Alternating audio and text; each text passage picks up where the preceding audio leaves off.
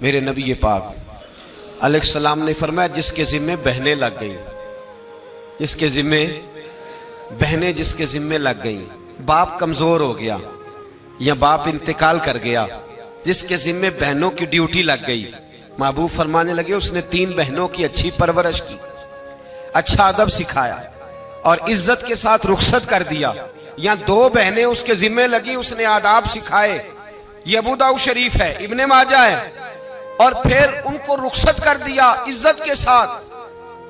फिर एक मकाम पे फरमाया चलो एक बहन ही उसके जिम्मे लगी थी, उसने अदब सिखाए, आदाब सिखाए, इज्जत से रुखसत किया, हुजूर क्या मिलेगा? फरमाया बाकी नेकियों वालों को सवाब मिलेगा, जो बहनों का बोझ उठाएगा, जिस तरह मेरी 2 उंगलियां जुड़ी हुई हैं इस तरह मेरे साथ जुड़ के जन्नत में दाखिल हो जाएगा। अभी इस हक का तायुन किसने किया? नबी पाक सल्लल्लाहु अलैहि वसल्लम। अब अगर कहीं ये कहा जाए कि बस भाई सही हो गया, तुम्हारा क्या काम है, तुम्हारी कोई जिम्मेदारी है, तुमने कोई ठेका उठाया हुआ है, तुम कोई ज्यादा सियाने हो, तुम कोई ज्यादा समझदार हो, तो उसे कहा जाएगा जरा ठहर जा, इस तरह की बात ना कर, ये वो हक है जो मेरे मुस्तफा ने बयान फरमाया है।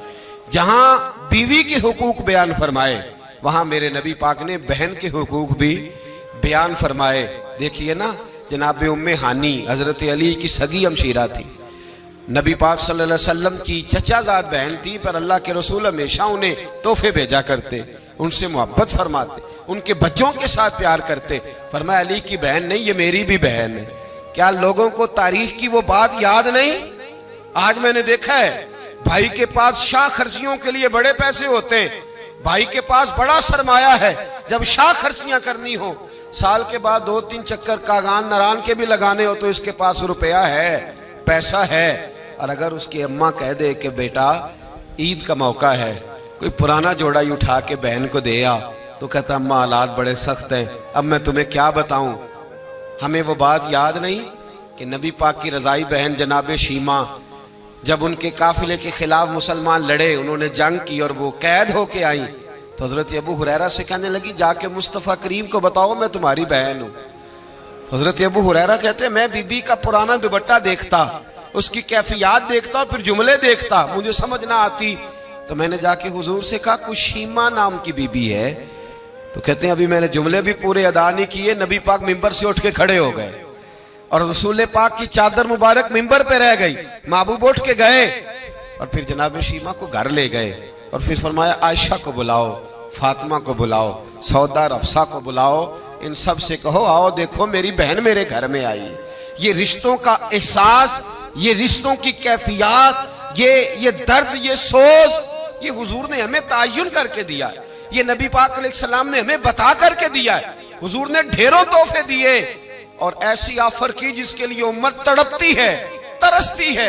हुजूर ने फरमाया शीमा अगर तू पसंद करे तो तेरे लिए मदीने में मकान ना बना दूं, अगर तू कहे तो यहां तेरे लिए मकान ना बना दूं, जहां 70,000 फरिश्ते रोज सलामी देने आते, यहां तेरी पक्की रिहायश ना कर दूं।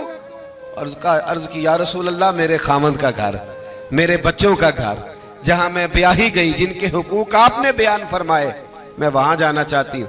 हुजूर ने ढेरों तोहफे दे के रुखसत किया। तो मेरे भाई बहन का एक हदीस है मिशकात शरीफ, मिशकात में हदीस है, एक हुजूर अलैहिस्सलाम के सहाबी थे जो नबी पाक की बारगाह में बैठे रहते थे। उस पर शारहीन ने बड़ा कुछ लिखा है, कहते हैं वो इल्म दीन हासिल करते थे या जिहाद में मसरूफ रहते थे। उनका एक भाई था तो वो तजारत करता था, कारोबार करता था। ये मिशकात है। एक दिन आके अर्ज करने लगे या रसूल अल्लाह सल्लल्लाहु अलैहि वसल्लम इसे समझाए कोई काम भी करे, आपके पास बैठा रहता है, ड्यूटी सारी मैं करता हूं। तो महबूब फरमाने लगे खामोश हो जा, हो सकता है रब करीम जो तुझे रिज्क दे रहा है वो भी इसकी बरकत से अता फरमा रहा है, इसके नसीब का अल्लाह तुझे दे रहा है, हो सकता है इसके तवस्सुल से, पता नहीं अल्लाह किसकी वजह से दे रहा है, किसके हिस्से का तेरे घर भेज देता है। इमाम हसन रज़ी अल्लाह तआला अन्हु जब किसी शख्स को कुछ देने जाया करते थे तो फरमाते थे भाई ये नसीब तेरा था, अल्लाह ने मेरे घर भेज के मेरी ड्यूटी लगाई थी कि मैं तुझ तक पहुंचा दूं, मैं नहीं लेके आया, नसीब तेरा ही था, मेरे जिम्मे लगा था कि चलो मैं भेज दूं। तो याद रखिएगा अगर कुछ जगहों पे हमें